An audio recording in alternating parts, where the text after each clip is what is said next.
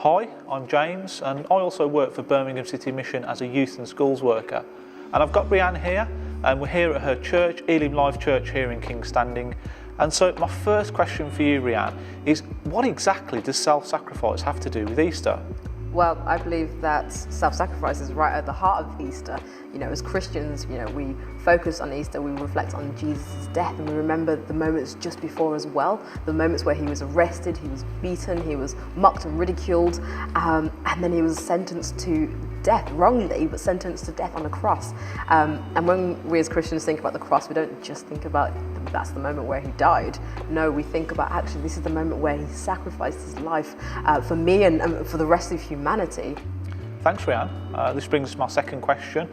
So when we were chatting earlier, you said that it's not always easy to compare the kind of self-sacrifice we see in films with the sacrifice that Jesus made. So what did you mean by that? Well, when you think of any movie, there's always like the main character or the good guy who decides that actually, he's gonna, die for the cause with the team, and then there's a moment where they always change their mind and they decide that they're gonna just sacrifice themselves and save the team and save the world or something like. It's always save the world or something like that. But the essence is that they're prepared to die anyway.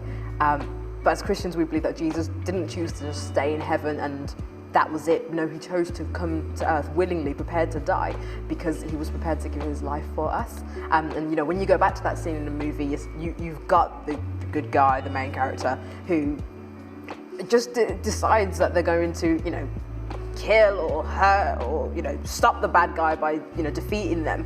But Jesus didn't kill or hurt anyone. Instead, what he did was he sacrificed himself, and then the Bible says instead that Jesus would be the Prince of Peace. Okay, I can see where you're coming from. Now, we've got our third and final question, but before I ask it you, we're going to hear from John, who's in another church in Birmingham, St Martin's in the Bullring.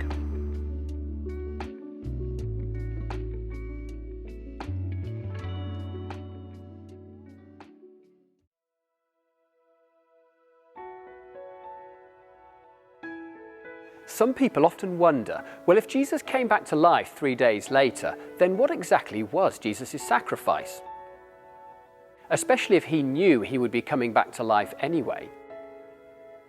Well, the Bible teaches that Jesus is in fact God himself, and that Jesus, God the Son, chose to leave heaven and come to earth in human form, an event Christians celebrate at Christmas. The Bible shows that Jesus was sent by God the Father on a rescue mission, with Jesus as this hero-like figure arriving to save his people, to save them out of the mess they had got themselves into through their selfish wrongdoing and their rejection of God the Creator.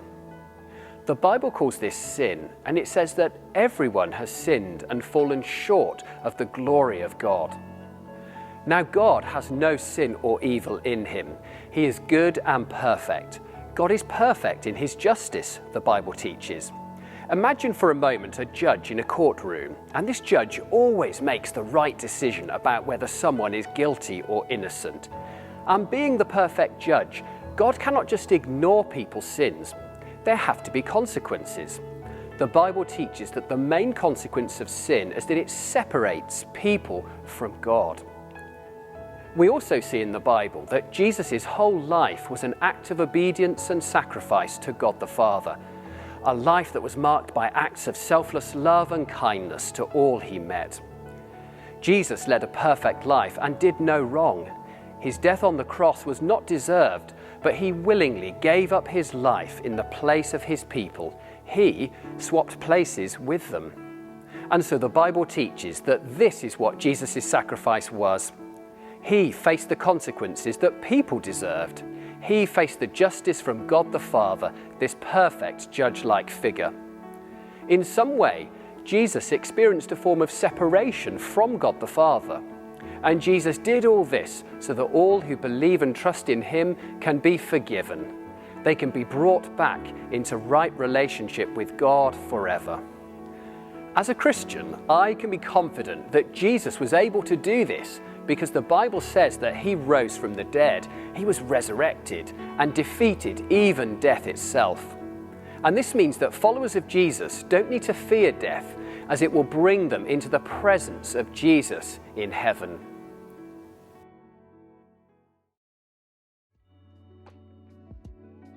So I said I had one more question for you. Earlier you said that Jesus chose to die for you, that he laid his life down for you. Well, what impact does that have on you in your life and in the life of your church here?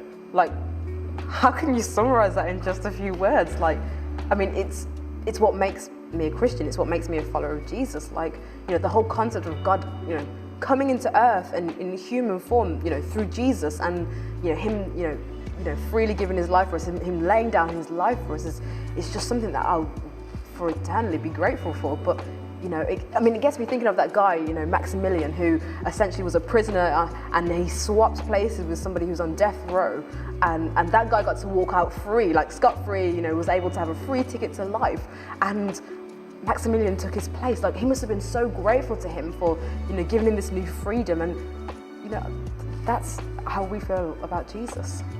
So this is why, as a church, you know, we try and show God's love to people in our community. You know, we do various things throughout the week. You know, we have like a food bank, we have different activities for people of different generations to be able to attend, and we don't do that because we're trying to do good deeds to, you know, earn God's love. We don't need to do that because Jesus already, you know, died for us on the cross. He already, you know, laid down his life for us freely. He sacrificed his life for us. But instead, we try and show God that we love him by simply loving, you know, the people that he made, his creation. Thanks, Rhiannon. These insights have been really, really helpful today, and it's been great chatting to you. So thank you.